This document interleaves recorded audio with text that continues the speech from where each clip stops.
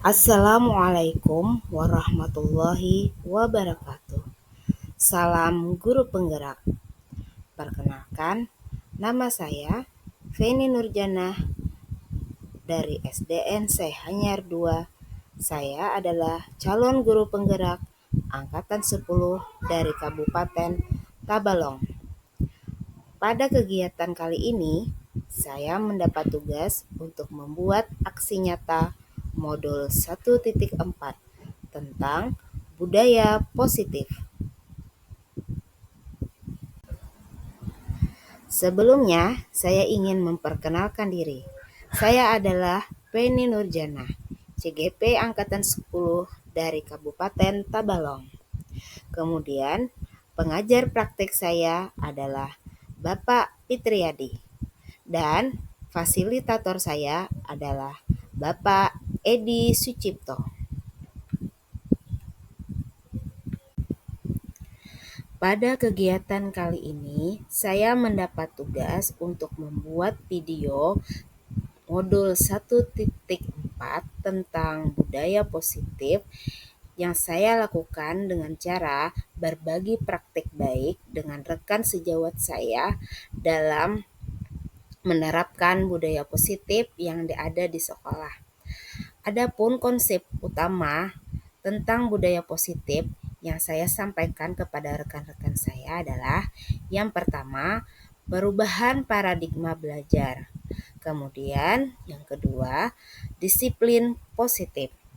Kemudian yang ketiga adalah kebutuhan dasar manusia yang terdiri dari 5 bagian. Yang pertama, bertahan hidup. Yang kedua, kasih sayang dan rasa diterima. Yang ketiga, penguasaan. Keempat, kebebasan. Dan yang kelima adalah kesenangan.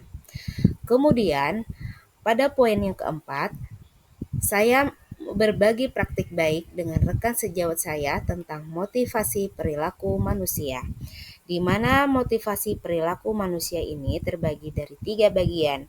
Yang pertama, menghindari ketidaknyamanan dan hukuman. Kedua, mendapatkan imbalan atau penghargaan dari orang lain. Dan yang ketiga, menjadi orang yang diinginkan atau menghargai diri sendiri. Kemudian, pada poin yang kelima adalah tentang posisi kontrol manusia, di mana pada posisi kontrol manusia ini terbagi dari 5 bagian juga. Ada penghukum, kemudian pembuat rasa bersalah, kemudian menjadi teman, kemudian sebagai pemantau, dan yang kelima adalah posisi kontrol manusia sebagai manajer. Kemudian pada poin yang keenam tentang keyakinan kelas, di mana di sini saya berbagi praktik baik kepada teman sejawat saya bagaimana cara membuat keyakinan kelas. Kemudian yang terakhir adalah segitiga restitusi, di mana pada segitiga restitusi ini terbagi dari 3 bagian. Yang pertama, menstabilkan identitas. Kemudian yang kedua, memvalidasi tindakan yang salah. Dan yang ketiga adalah menanyakan keyakinan. Adapun untuk segitiga restitusi ini telah saya lakukan pada kelas saya, yaitu di kelas 6. Sudah saya praktekkan kepada anak didik saya. Dalam menangani masalah, saya melakukan segitiga restitusi yang saya lakukan di SDN Sehanyar 2. Berikut adalah video saya dalam kegiatan berbagi praktik baik dengan rekan sejawat saya tentang budaya positif. Selamat menyaksikan. Ya, assalamualaikum warahmatullahi wabarakatuh. Terima kasih kepada bapak-bapak, ibu-ibu, rekan-rekan sekalian karena dapat meluangkan waktunya untuk berhadir pada hari ini dalam rangka pemaparan materi saya tentang aksi nyata modul 1.4 tentang budaya positif. Sekali lagi saya ingin mengucapkan terima kasih yang sebanyak-banyaknya karena pada hari ini kita akan berbagi bersama, berkolaborasi bersama dalam kegiatan aksi nyata saya ini tentang budaya positif.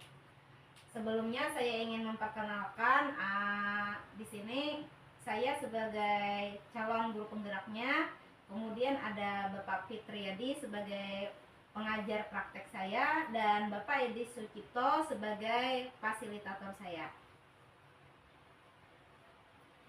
Dalam budaya positif ini, saya ingin menyebarkan pemahaman dan penerapan kepada bapak-bapak dan ibu-ibu sekalian. Kita berkolaborasi bersama tentang budaya positif yang ada di lingkungan sekolah kita.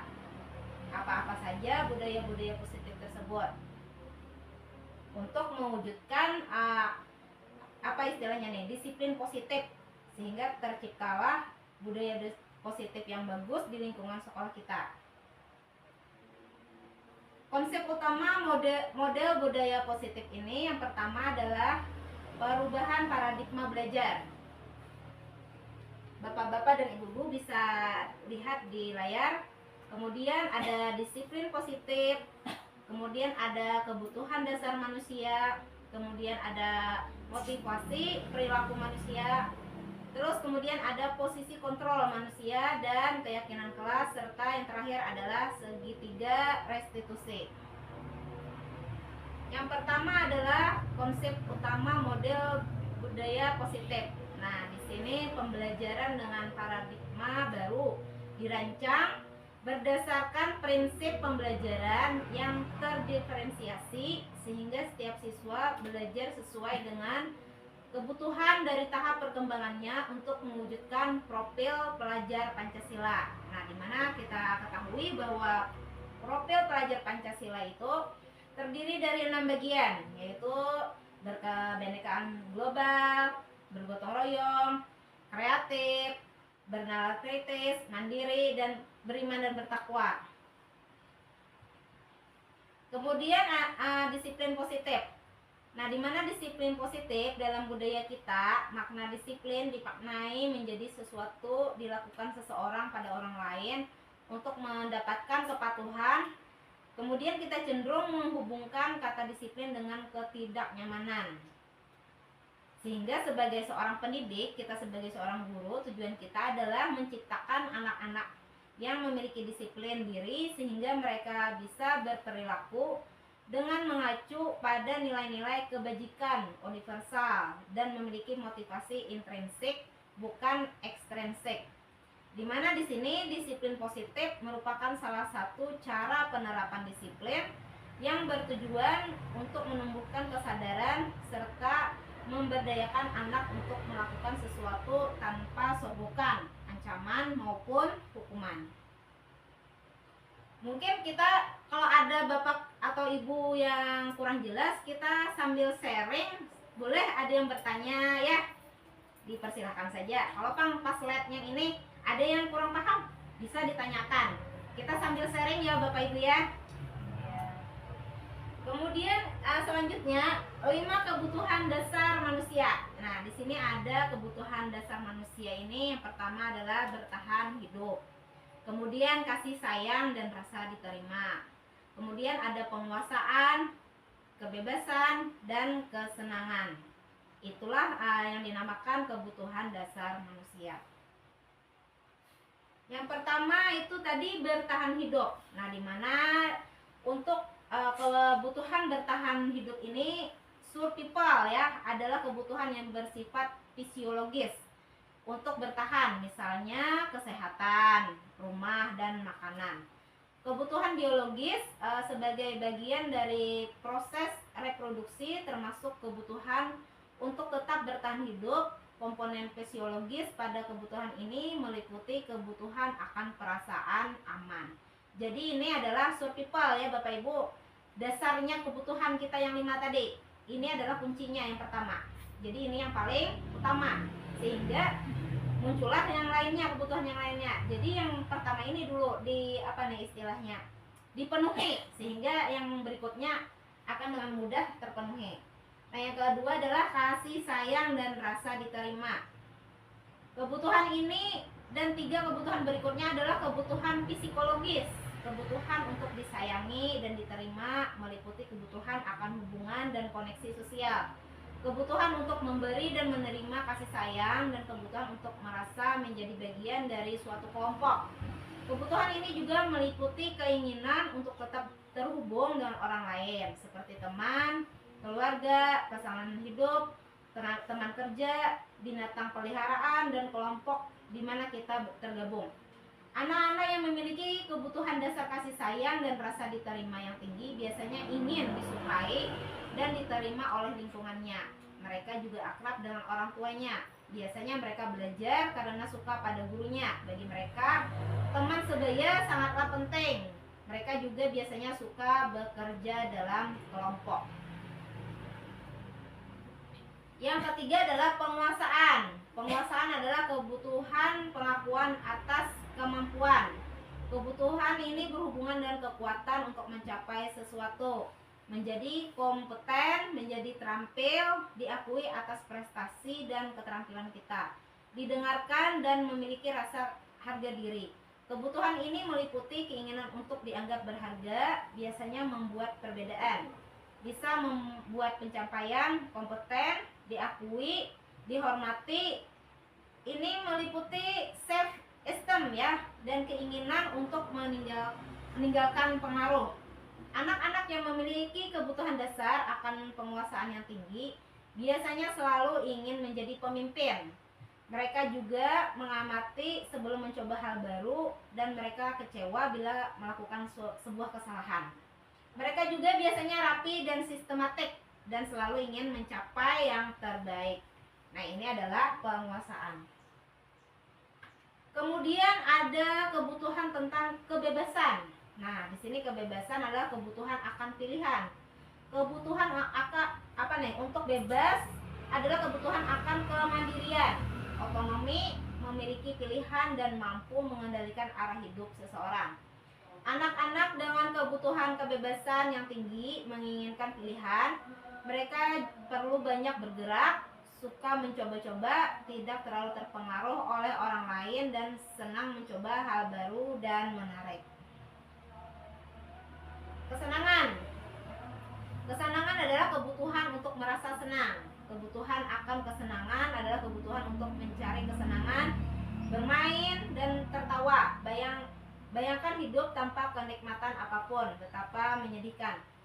Menurut Glasser, menghubungkan kebutuhan akan kesenangan dan belajar. Semua hewan dengan tingkat intelijensi tinggi, seperti contohnya itu ada anjing, lumba-lumba, primata, dan lain-lain.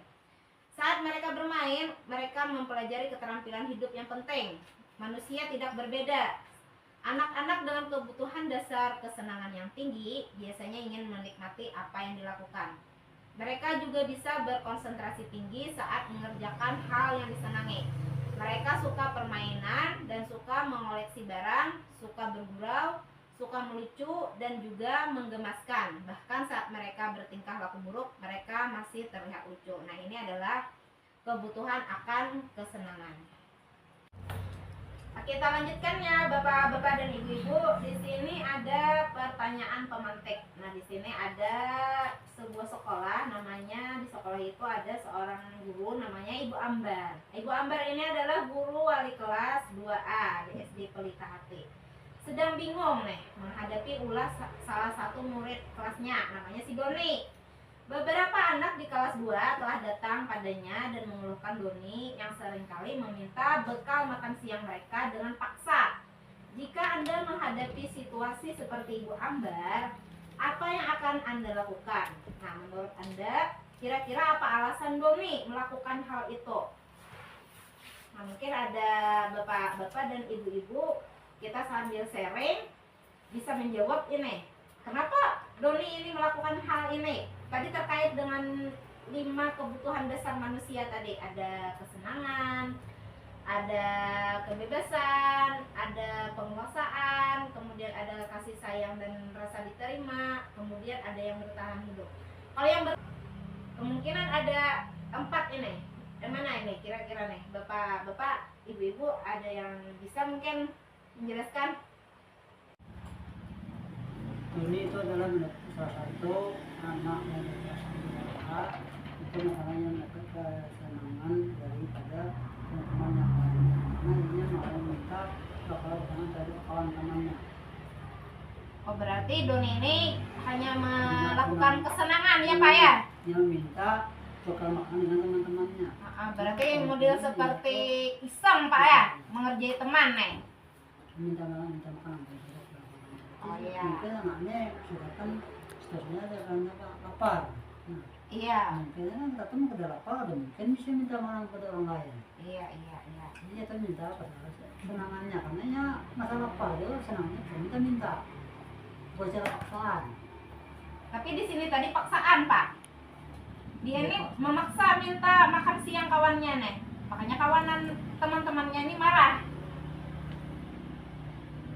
Mungkin ada pendapat yang lain, bapak-bapak, ibu-ibu. Ya silakan kepada Ibu Selfie. Bisa minta tolong pindah slide ke bagian kesenangan. Oh, kesenangan tadi ya. Ya, boleh. Ya. Yang kita tahu anak tersebut memiliki perilaku Iya, bahwa suka dalam mengusili teman-temannya. Jadi kita kaitkan dari sini kesenangan tersebut yang artinya anak-anak itu suka bermain. Ketika dia menjahili temannya tersebut, maka ada rasa senang tersendiri dalam hatinya dan tertawa melihat akan situasi tersebut. Ya, masuk akal ya, ya, masuk akal. Selanjutnya adalah motivasi perilaku manusia.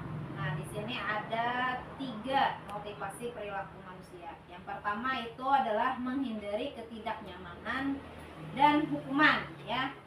Dimana di sini menghindari ketidaknyamanan dan hukuman itu murid atau siswa kita itu cenderung melakukan disiplin diri karena takut dihukum.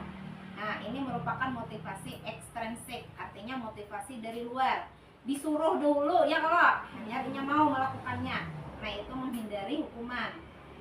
Kemudian adalah mendapatkan imbalan atau penghargaan dari orang lain. Nah, di sini siswa atau murid melakukan disiplin diri karena ingin mendapatkan imbalan. Ini merupakan motivasi ekstrinsik.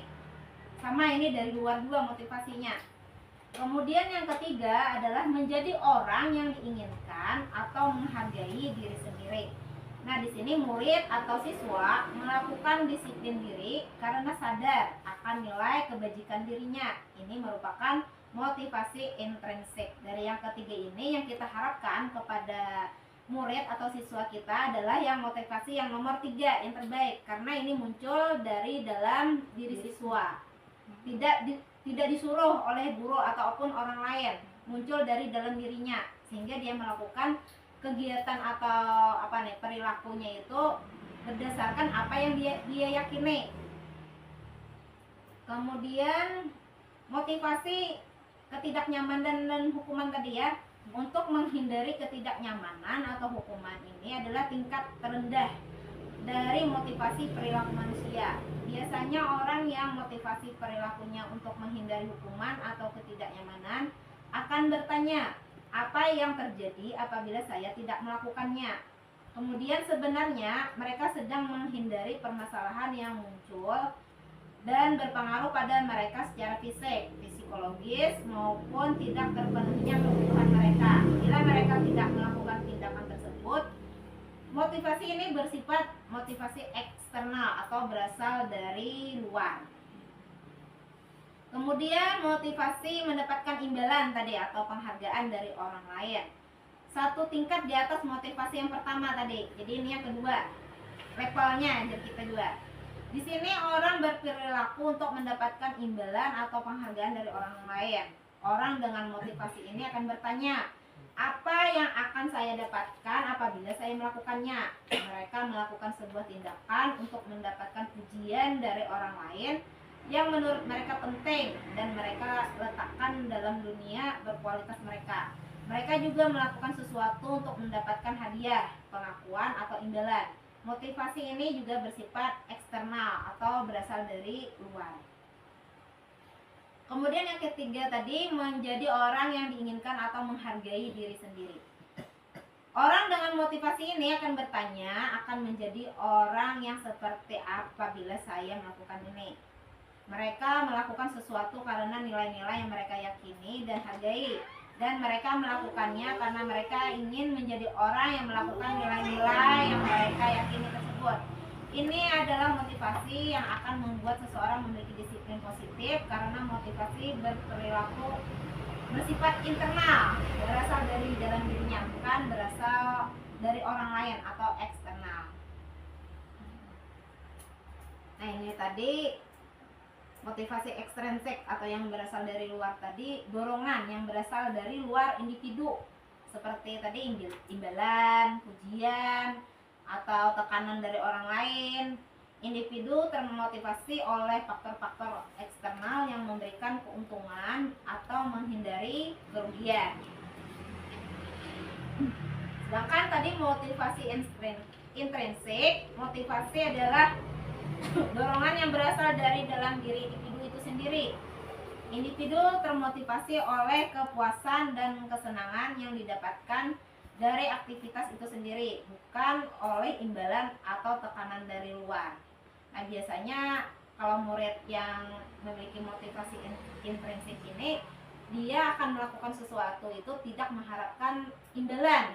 Jadi dia istilahnya ikhlas dalam melakukan tugas atau apa yang sudah menjadi kewajibannya tuh tahu sudah. Jadi kada istilahnya disuruh oleh orang lain, dia akan melakukannya dengan senang hati. Nah, di sini ada bentuk disiplin dengan identitas gagal. Itu tadi ada hukuman, ada penghargaan. Kalau yang hukuman itu sifatnya menyakitkan, ya kalau Bapak Ibu. Iya, betul. Kadang murid itu merasa takut kalau dihukum. Ya. Kemudian murid juga tidak akan merasa nyaman. Murid merasa takut tadi, kemudian melakukan sesuatu itu dengan terpaksa. Kemudian murid menyembunyikan kesalahannya, ya Allah, agar tidak dihukum oleh guru biasanya. Jadi kesalahannya itu biasanya dia sembunyikan. Ya tadi dengan berbohong ya Bu ya. Kemudian tadi murid menjadi rendah diri juga. Nah, ini bentuk disiplin dengan identitas murid yang gagal. Kemudian ada penghargaan. Nah, penghargaan ini gagal juga Bapak Ibu. Kalau perasa kita penghargaan ini bagus. Karena di sini menurut teori penghargaan itu adalah identitas gagal. Karena di sini kalau penghargaan ini tidak efektif yang pertama. Kemudian merusak hubungan atau muncul sifat iri. Nah, biasanya muridnya ini diberi penghargaan. Mungkin ya contohnya. Kadang murid yang lain ada yang merasa iri. Nah, jadi itu akan merusak hubungan. Kemudian mematikan kreativitas. Kemudian yang keempat, menghukum dengan sistem ranking. Nah, makanya kemudian bentuk identitas gagal adalah penghargaan. Nah, di mana penghargaan ini tidak efektif Bapak Ibu ya. Kemudian merusak hubungan atau muncul sifat iri. Nah, di sini juga kenapa tidak efektif? Karena tadi penghargaan dapat merusak hubungan. Misalnya anak yang satu diberi penghargaan, yang lain tidak diberi. Yang diberi atau yang tidak diberi mendapat penghargaan ini, dia akan merasa iri kepada temannya yang mendapat penghargaan. Jadi kadang bisa terjadi rasa iri, dengki kepada temannya. Jadi itu akan merusak hubungan. Kemudian mematikan kreativitas. Di sini dengan mematikan kreativitas ini, murid bila melakukan sesuatu itu dia akan mengharapkan penghargaan. Jadi kreativitasnya itu tidak berkembang. Kemudian menghukum dengan sistem ranking. Nah, ini juga tidak bagus. Makanya kita di kurikulum Merdeka ini ranking itu ditiadakan ya Bapak Ibu ya. Kemudian merampas hak menghargai diri. Bentar Bu. Untuk restitusi, identitas sukses ya, berupa restitusi itu murid bertanggung jawab atas perilakunya. Kemudian fokus pada pemecahan masalah jangka panjang. Kemudian yang ketiga, murid menghormati dirinya dan orang lain. Yang keempat adalah teori kontrol, dirinya yang memegang kontrol, bukan orang lain. Jadi yang kelima ini, murid bersemangat memperbaiki kesalahannya karena berasal dari dalam dirinya tadi. Kesadaran, nggih. Kemudian konsep disiplin pendekatan restitusi adalah sebuah cara menanamkan disiplin positif pada murid, di mana restitusi ini adalah proses menciptakan kondisi bagi murid untuk memperbaiki kesalahan mereka, sehingga mereka bisa kembali kepada kelompok mereka dengan karakter yang lebih kuat. Itu menurut pendapat Gosen. Nah, di sini adalah ciri-ciri restitusi. Yang pertama, bukan menebus kesalahan, namun belajar dari kesalahan itu. Kemudian yang kedua, memperbaiki hubungan. Yang ketiga, tawaran, bukan paksaan. Yang keempat, menuntun untuk melihat ke dalam dirinya. Yang kelima, mencari kebutuhan dasar yang mendasari tindakan. Yang keenam, fokus pada karakter, bukan tindakan. Jadi wataknya yang dimunculkannya. Kemudian yang ketujuh, menguatkan dan fokus pada solusi pemecahan masalah yang dihadapi. Nah, di sini ada perbedaan. Ada sebuah contoh kasus, ada siswa sering tidak mengerjakan PR. Kalau berupa hukuman kan, di sini guru menghukum siswa tersebut, misalnya hormat di tiang bendera 10 menit misalnya. Nah, itu kan berupa hukuman karena dia tidak mengerjakan PR. Ini kasusnya tidak mengerjakan PR. Kalau gurunya yang menerapkan hukuman tadi. Kemudian guru marah dan murid menjadi takut. Nah, itu bila gurunya yang menerapkan hukuman. Adapun bila guru yang menerapkan konsekuensi, di sini guru memberikan konsekuensi untuk mengerjakan PR-nya saat istirahat atau mengerjakan PR-nya sebanyak 3 kali lipat. Nah, ini mungkin Bapak Ibu lah. Kemudian guru tegas dan siswa menghormati peraturan. Nah, itu adalah konsekuensi. Kemudian yang ketiga, restitusi. Nah, jika guru menerapkan disiplin berupa restitusi tadi, guru menanyakan keyakinan kelas kepada siswa tersebut atau dirinya dan membantu siswa menyelesaikan masalahnya. Mungkin kenapa kamu tidak mengerjakan kelas, dicari apa nih alasannya dia tidak mengerjakan, tidak langsung menghukum murid. Kemudian guru terbuka dan siswa menghormati dirinya dan juga orang lain. Itu efeknya ke belakangnya. Jadi dia merasa bersalah karena tidak mengerjakan PR tadi, sehingga dia akan menghormati dirinya. Untuk jangka panjangnya jangan lagi kadang mengerjakan PR, sehingga dia akan belajar menghormati orang lain, terutama gurunya tadi. Dengan diberikannya tugas berarti kan dia melaksanakan kewajibannya. Nah, jadi itu kan bentuk dari dia menghormati orang lain. Nah, di sini tadi konsep disiplin dengan identitas sukses. Yang pertama tadi yang penghukum gagal ya, Bapak Ibu ya? Gagal. Kemudian ada pembuat rasa bersalah. Kemudian ada yang sebagai teman. Ada yang guru yang sebagai pemantau. Ada juga guru yang sebagai manajer. Nah, kalau kita sebagai guru, yang kita harapkan ini yang nomor 5 ini Bapak Ibu. Kita akan berlaku sebagai guru dengan posisi manajer. Nah, di sini nanti kita akan bahas. Nah, di sini tadi adalah contoh penerapan 5 posisi kontrol guru tadi. Ada kasus atau masalah siswa tidak lengkap memakai atribut sekolah saat upacara bendera. Jika guru itu sebagai penghukum, maka patuhi aturan sekolah, lalu berdiri di depan kelas. Nah, itu adalah menghukum. Ya kalau Kerancakan itu Bang, boleh. iya, kerancakan itu yang kita lakukan. Pasti menakuti siswa. Dengan cara menghukum. Kemudian membuat rasa bersalah. Berapa kali Bapak harus memberitahu kamu bahwa Bapak kecewa sama kamu. Nah, dia akan merasa bersalah. Kemudian jika kita sebagai teman, guru sebagai teman, kita nih akan apa nih istilahnya berteman kepada murid tadi, tapi dengan posisi kontrol tadi. Ayolah yang tertib, buat bapak bangga, kali ini tidak apa-apa, kamu yang salah. Nah ini kan maksudnya kata-katanya itu seperti teman. Kemudian jika guru itu berlaku sebagai memantau nih istilahnya ya, kamu sudah melanggar apa peraturan dan konsekuensinya. Nah itu jika sebagai pemantau, memantau aja guru nih. Kemudian jika posisi guru itu sebagai manajer, dia akan memperlakukan murid dan bertanya, apakah kamu tahu kesalahanmu? Kira-kira bagaimana kamu memperbaiki kesalahan ini? Jadi guru ini akan mengajak berdiskusi kepada murid tadi untuk menemukan solusi bagaimana agar dia tidak mengulang kesalahannya tadi.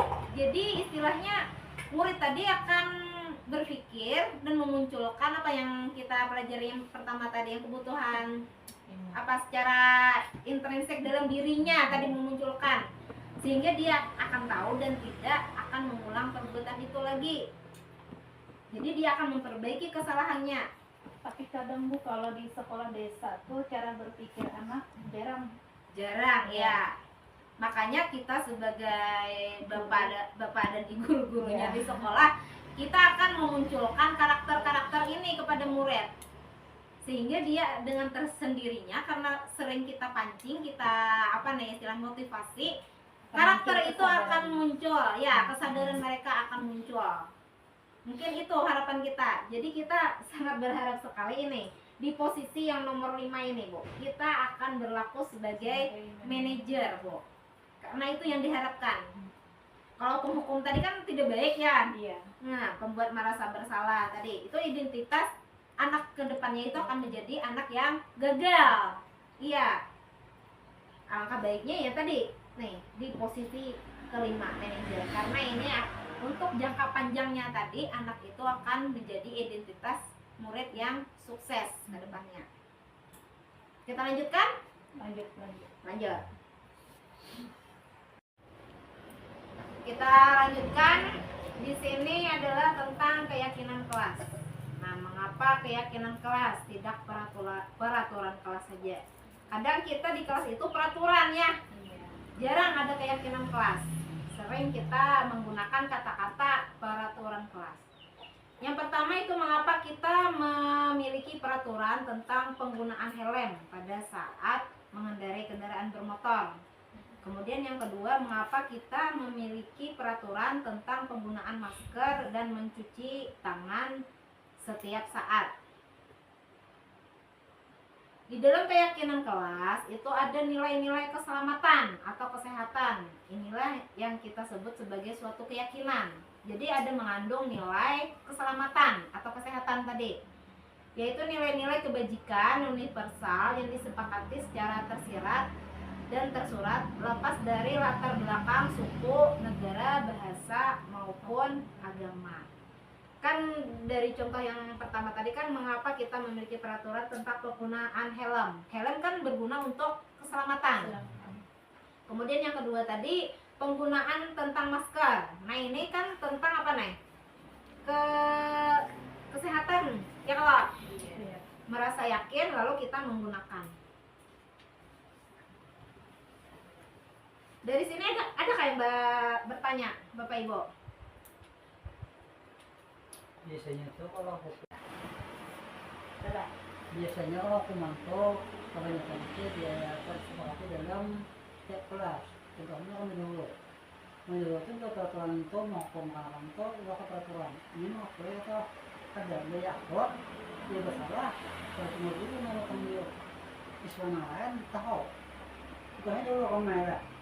Jadi kita kadang ngajaran PR, selama ambil duit, bila kadang ngajaran ya ambil, bila memang berdusta, beli berdusta. Oh, berarti itu penghukum. Penghukum.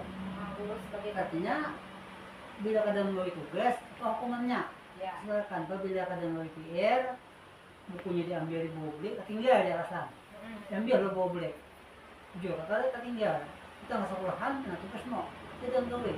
Nah, kalau tugasnya untuk kamu bisa.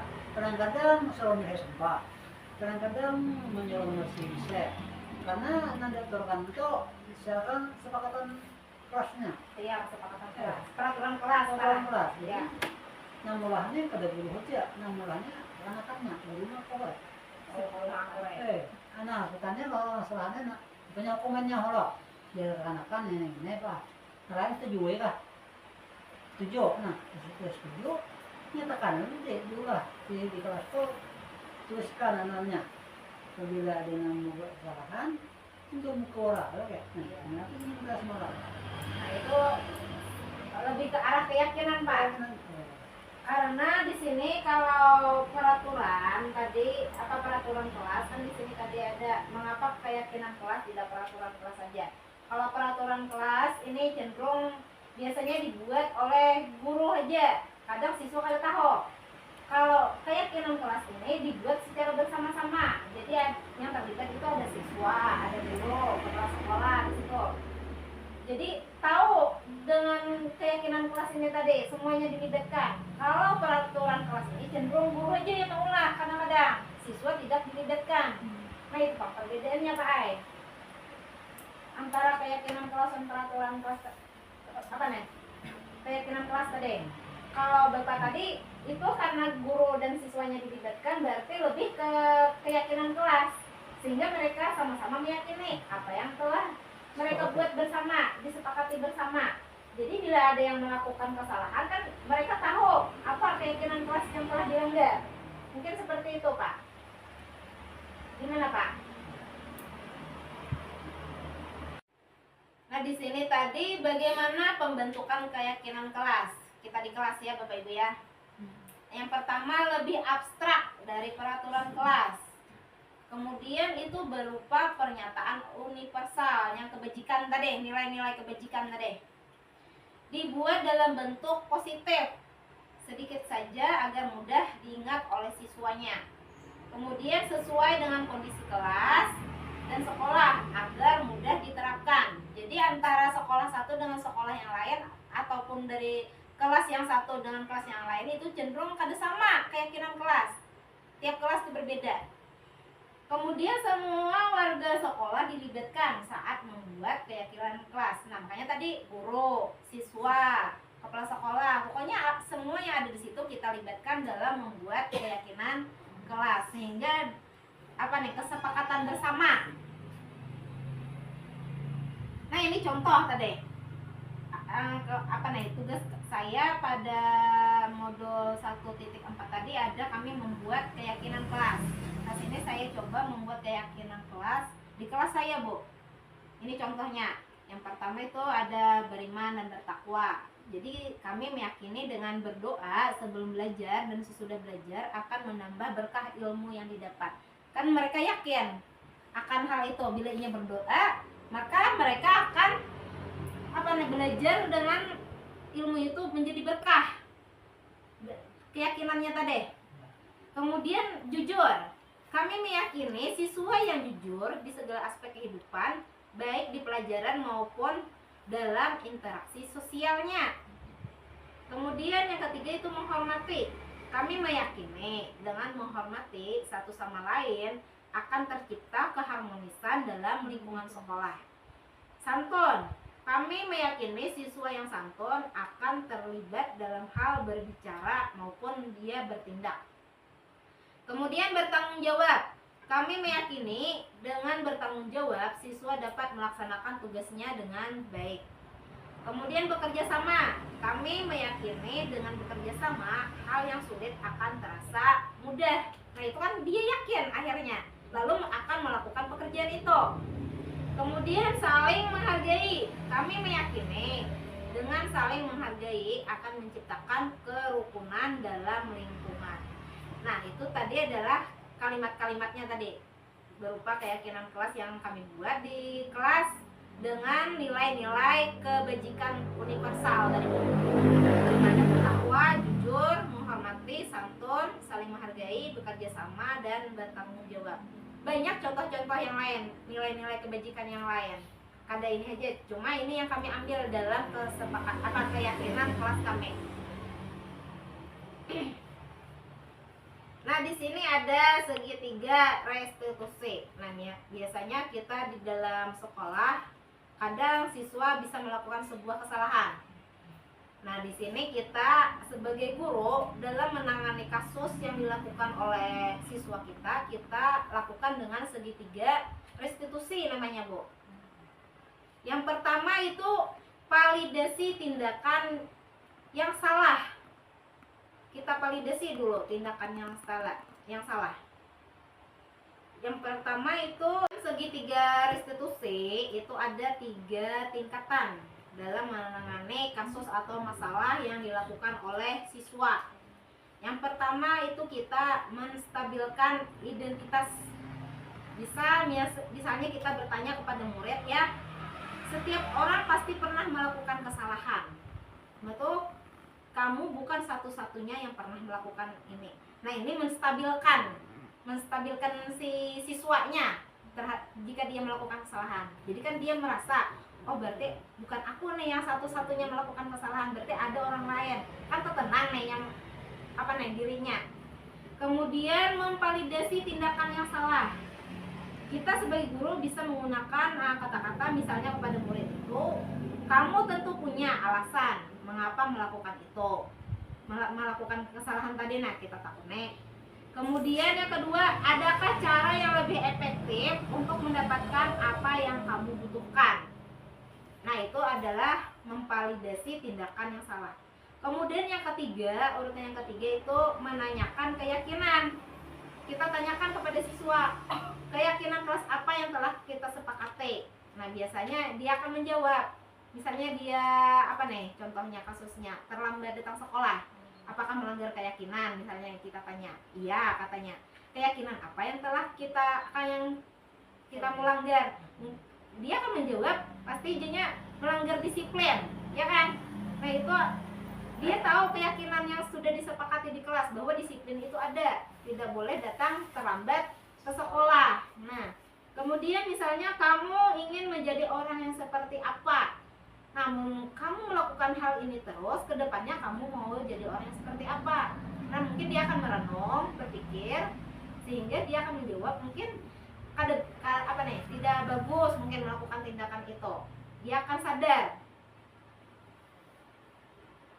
Yang pertama tadi menstabilkan identitas tadi, tahapan yang pertama tadi. Bagian dasar dari segitiga bertujuan untuk mengubah identitas anak dari orang yang gagal karena melakukan kesalahan menjadi orang yang sukses. Anak yang melanggar peraturan karena sedang mencari perhatian adalah anak yang sedang mengalami kegagalan. Dia mencoba untuk memenuhi kebutuhan dasarnya, namun ada benturan. Kalau kita mengkritik dia, maka dia akan tetap membuatnya dalam posisi yang gagal. Kemudian tadi masih menstabilkan identitas, cara mengatakan dengan kalimat-kalimat ini. Berbuat salah itu tidak apa-apa. Tidak ada manusia yang sempurna. Ini kalimat-kalimat yang kita utarakan kepada anak tadi. Secara lebih sopan mungkin ya, Bu ya. Saya juga pernah melakukan kesalahan seperti itu. Kita bisa menyelesaikan ini. Kemudian bapak atau ibu tidak tertarik mencari siapa yang salah. Kadang anak itu si A misalnya yang manulun misalnya saling menyalahkan teman. Nah, kita sebagai guru ya tidak mencari siapa yang salah, tapi bapak ibu mencari solusi dari permasalahan ini. Kamu berhak merasa begitu. Kemudian yang terakhir, apakah kamu sedang menjadi teman yang baik bagi dirimu sendiri? Nah, ini tadi yang tahapan yang kedua, validasi tindakan yang salah. Menurut teori kontrol, semua tindakan manusia, baik atau buruk, pasti memiliki maksud atau tujuan tertentu. Seorang guru yang memahami teori kontrol pasti akan mengubah pandangannya dari teori stimulus respon ke cara berpikir proaktif yang mengenali tujuan dari setiap tindakan.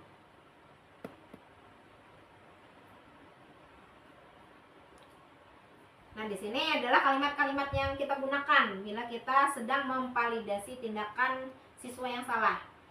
Kalimatnya ini mungkin kadar tidak terdengar asing buat guru, namun bila dikatakan dengan nada tanpa menghakimi atau memvalidasi kebutuhan mereka. Misalnya yang pertama, padahal kamu bisa melakukan yang lebih buruk dari ini. Nah, itu kada bagus lah ya Bapak Ibu. Iya. Kamu pasti punya alasan mengapa melakukan hal itu.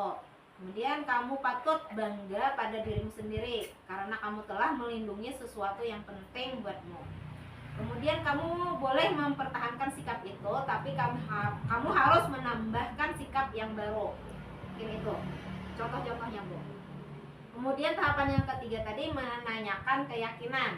Nah, di sini teori kontrol menyatakan bahwa kita pada dasarnya termotivasi secara internal ketika identitas sukses telah tercapai tadi langkah 1 dan tingkah laku yang salah telah divalidasi tadi di tahap yang kedua atau langkah 2, maka anak akan siap untuk dihubungkan dengan nilai-nilai yang dia percaya dan berpindah menjadi orang yang dia inginkan, sehingga menjadi anak yang identitas sukses tadi.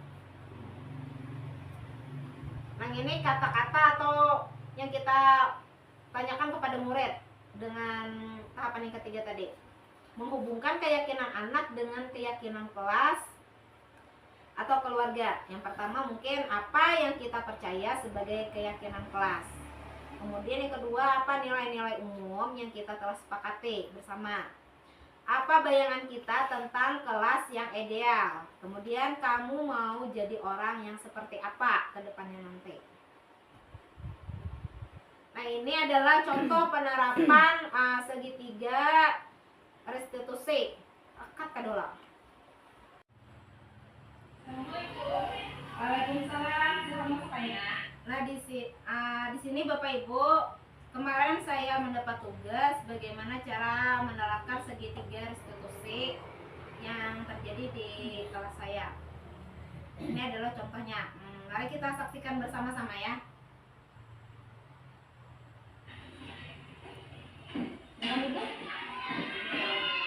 Bagaimana kabar kamu hari ini? Sedikit kurang baik, Bu. Dengar hari ini kamu bertengkar ya dengan Sipa? Iya, Bu. Kalau boleh tahu ada masalah apa? Sipa menyontek keserikatannya saya, Bu. Dan saya marah sama Sipa. Oh begitu. Janganlah kalau kamu marah, saat kita itu ada di posisi saya, itu jangan melakukan hal yang sama. Lalu apa yang kamu lakukan kepada Sipa? Saya marah-marah, Bu. Saya maki-maki Sipa. Dan tentu saja saya maki-maki menjadi Sipa. Oh begitu. Pasti kamu berbuat seperti itu ada alasannya. Iya, Bu. Masa saya diam saja ketika saya dikontak Sipa? Saya sudah payah mengerjakannya, tapi Sipa hanya menyontek atau berusaha sembunyi. Ya wajarlah kamu merasa marah karena tidak rela dengan pekerjaan kamu di balik Sipa. Ibu sangat menghargai tindakan kamu dan kamu tidak berlaku lebih dari itu, misalnya dengan mendukung Sipa. Sekarang coba kita pikirkan tindakan kamu yang marah-marah itu apakah sudah sesuai dengan keyakinan kelas kita? Tidak, Bu. Menurut kamu keyakinan kelas apa yang telah kamu langgar? Saling menghormati antar teman, Bu. Menurut kamu saling menghormati antar teman itu penting tidak? Penting, Bu. Jika menurut kamu itu penting, keyakinan kelas apa yang kamu lakukan ketika kamu sedang marah? Harus lebih sabar, Bu. Kamu bersedia memperbaiki masalah ini? Bersedia, Bu. Oke. Terus apa yang akan kamu lakukan untuk memperbaiki masalah ini? Saya akan berusaha lebih sabar dan belajar menurut baik saya. Kalau ada teman yang menjaga saya akan melaporkan kepada ibu. Ya, tepat sekali. Kamu harus berusaha untuk sabar dan berusaha untuk menahan emosi. Ya, sekarang akan kamu kembali kelasnya.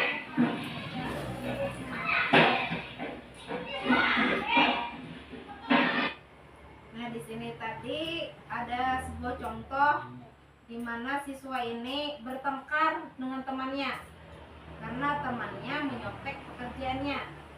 Nah, di sini saya menerapkan pemecahan masalahnya melakukan dengan segitiga restitusi tadi. Dimana tadi yang pertama saya akan menstabilkan identitasnya, kemudian memvalidasi tindakan yang salah, kemudian yang ketiga menanyakan tentang keyakinan. Jadi itu contohnya tadi. Kemudian ada juga kasus yang kedua tentang siswa yang selalu datang terlambat. Nah, ini kita saksikan bersama. Silakan duduk. Bagaimana kabar kamu hari ini, Fani? Hari ini benar kamu terlambat lagi. Bahkan akhir-akhir ini kamu sering datang terlambat ke sekolah. Menurut kamu sering datang terlambat itu suatu kesalahan, bukan? Baik, Fani. Membuat kesalahan itu menurut Ibu sangat manusiawi dan sangat wajar. Setiap orang pasti pernah berbuat salah. Yang terpenting kita bisa belajar dari kesalahan tersebut dan berusaha untuk memperbaiki. Setuju? Fani, kita saya senang bersama ya. Fani sering datang terlambat, pasti punya alasan. Kenapa sih Fani sering datang terlambat? Karena saya sering bergadang Bu, sampai malam hari jadi kurang tidur. Kamu tahu keyakinan kelas yang sudah kita sepakati? Tahu Bu, Kalau terlambat datang ke sekolah, kesepakatan apa yang sudah kamu langgar? disiplin Bu, Menurut kamu disiplin itu penting tidak? penting Bu, karena saya bisa merekam tempat waktu dan bisa menata waktu. Menghargai waktu itu penting dan sangat bermanfaat untuk kita. Penting kita dapat menghargai orang di setiap sesuatu. Kemudian pekerjaan kita menjadi tidak tertumpuk dan kita bisa belajar rasa kepedulian. Ya Bu, saya sudah menyesal sering terlambat dan saya mohon maaf Bu, sering datang terlambat. Iya, baik. Sikap yang baik sudah kamu lakukan dengan meminta maaf.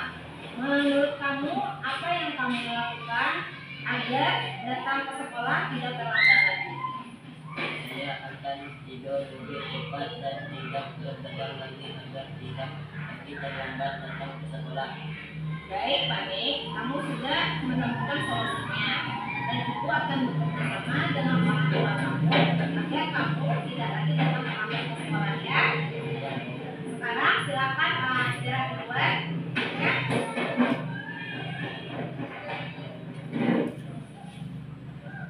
Nah, itu tadi contoh yang kedua tentang anak yang sering datang terlambat tadi. Dimana saya pertama akan menstabilkan tadi, yang pertama menanyakan kepada dia. Kemudian yang kedua tadi ada tahapan yang kedua dengan memvalidasi tindakannya, mengapa dia sering datang terlambat. Kemudian yang terakhir tadi saya akan menanyakan keyakinan, kenapa, apakah sesuai sudah dengan keyakinan yang telah disepakati, dan dia akan merasa bahwa dia telah melanggar keyakinan yang telah disepakati di kelas. Itulah tadi beberapa contoh penerapan segitiga restitusi yang saya lakukan di kelas. Mungkin sampai di sini ada pertanyaan atau ada yang kurang jelas, Bapak atau Ibu, kita sambil sharing bersama. Ya, silakan Ibu Silvina. Ya, terima kasih. Terima kasih atas kesempatannya. Saya izin bertanya. Setelah mendengarkan pemaparan materi dari Ibu Feni, ada hal yang ingin saya tanyakan mengenai kenapa tidak peraturan kelas saja, mengapa harus keyakinan kelas, itu saja. Oh iya, iya. Kata kepada Ibu Silvina yang telah memberikan pertanyaan tadi, mengapa tidak apa nih? Apa tadi Bu? Kenapa tidak peraturan kelas Kelas saja, saja. mengapa harus keyakinan kelas? Oh ya. Kenapa tadi tidak peraturan? Tadi karena peraturan itu kita buat sendiri, tidak melibatkan murid. Sehingga murid ini tidak tahu apa yang akan konsekuensi istilahnya. Hukuman. Terima kasih kepada Ibu Selvina yang telah bertanya. Tadi mengapa keyakinan kelas, tidak peraturan kelas saja ya Bu ya? Karena di sini Bu, peraturan kelas itu dibuat oleh gurunya saja, tidak melibatkan murid atau siswa. Jadi murid atau siswa ini tidak tahu apa nih perilaku yang telah dilakukannya itu sesuai tidak dengan konsekuensi yang dia terima. Sedangkan keyakinan kelas ini dibuat bersama-sama, kesepakatan bersama antara guru siswa. Jadi siswa itu terlibat dalam membuat keyakinan kelas, sehingga dia tahu jika dia berbuat salah, dia tahu keyakinan kelasnya yang telah dia langgar, maka dia tahu konsekuensi apa yang akan dia terima. Dia sadar sudah. Mungkin itu, Bu.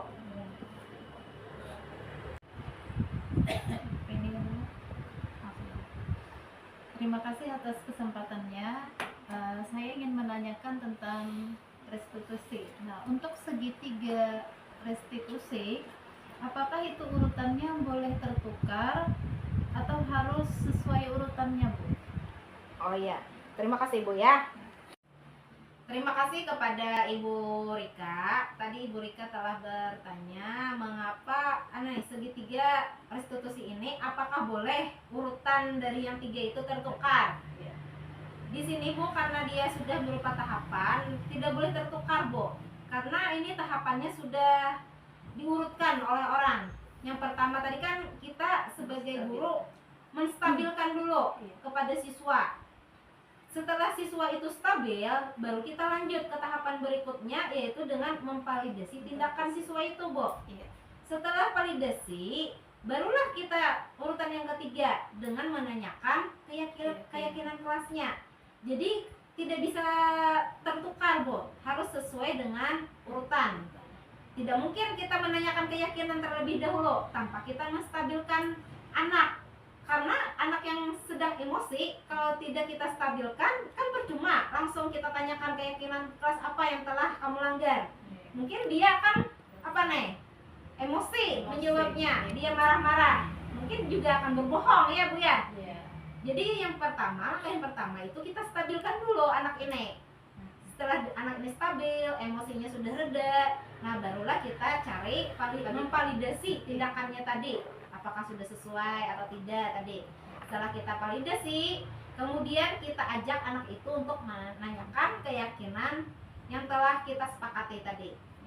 Jadi tidak bisa tertukar Bu, harus sesuai dengan urutannya. Menstabilkan identitas, kemudian memvalidasi tindakan yang salah, dan yang terakhir adalah menanyakan keyakinan kelasnya. Nah, dengan menanyakan keyakinan kelas ini kan emosi anak sudah turun biasanya. Jadi dia akan berpikir secara jernih, sehingga dia akan dari hati ke hati.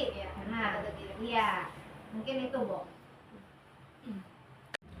Nah, dari pemaparan materi yang setelah saya lakukan tadi, adakah refleksi atau umpan balik dari bapak-bapak atau ibu-ibu rekan-rekan sekalian yang akan sangat berguna bagi saya ke depannya dalam melanjutkan kegiatan saya nanti? Mungkin ada bapak-bapak atau ibu-ibu yang ingin merefleksi atau memberikan umpan balik terhadap kegiatan pada hari ini. Saya persilahkan. Terima kasih kepada Ibu Kini. Kita sebagai mewakili dari teman yang telah menghadiri pada acara pada hari ini, mudah-mudahan kita dapat memetik ilmu yang Ibu pelajari. Nah, saya dengan sangat senang sekali karena pada hari ini bisa mengikuti berpartisipasi dalam pendidikan tentang budaya praktik yang dilakukan oleh Ibu Kini Madinah. Dengan kegiatan ini, saya dapat menambah wawasan dan pengetahuan saya tentang budaya praktik yang ada di sekolah, terutama tadi untuk hal segitiga prestasi. Saya dapat mengetahui bagaimana cara menyelesaikan masalah yang terjadi di sekolah. Saya dapat mengetahui urutan-urutan dalam segitiga prestasi. Nah, terima kasih kepada Ibu yang telah menyampaikan. Mudah-mudahan ilmu ini berkembang Enggak.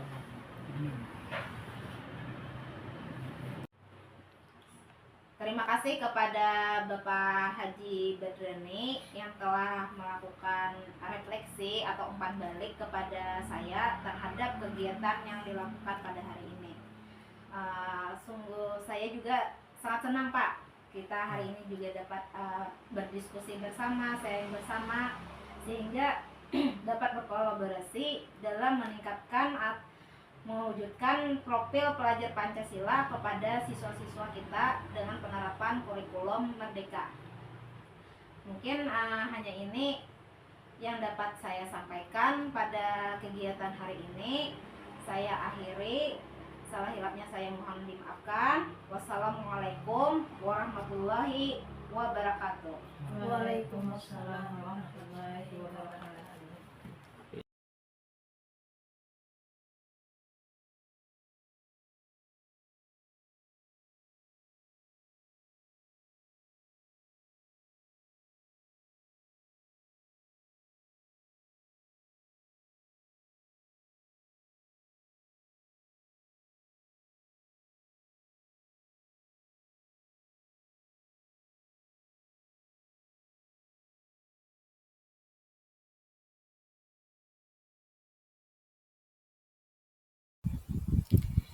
Demikianlah apa yang dapat saya sampaikan tentang berbagi praktek baik dengan rekan sejawat saya pada modul 1.4 tentang budaya positif. Salah hilapnya saya mohon maaf. Salam guru penggerak, tergerak, bergerak, menggerakkan.